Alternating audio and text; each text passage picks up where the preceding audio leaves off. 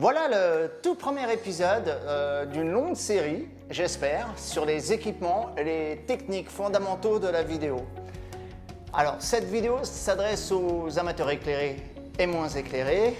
Elle aura pour objectif de vous rendre à même de choisir les outils les mieux adaptés à vos besoins, que vous soyez un wannabe caméraman, chef-op ou vidéaste polyvalent. Chacun devrait y trouver son compte. J'en profiterai aussi pour vous parler des outils incontournables, ma wishlist, la liste d'équipements qu'il vous faut impérativement avoir pour mener à bien des projets vidéo, machinerie, éclairage, micro, etc.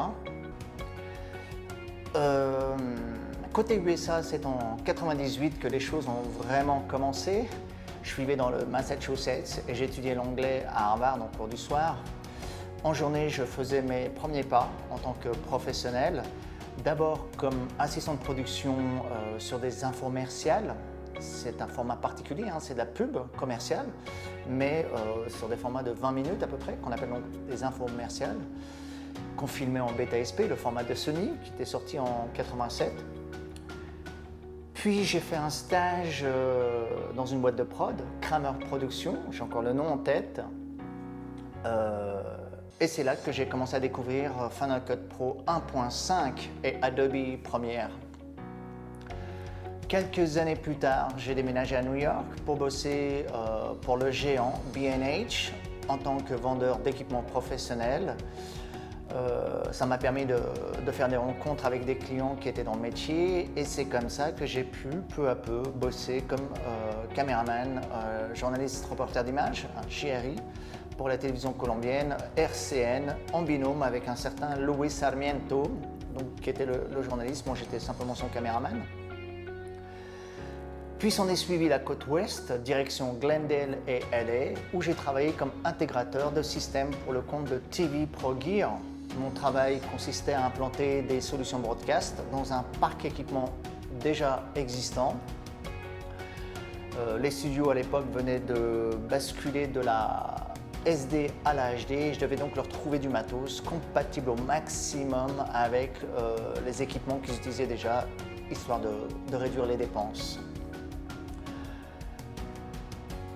Quelques années plus tard, c'est la consécration.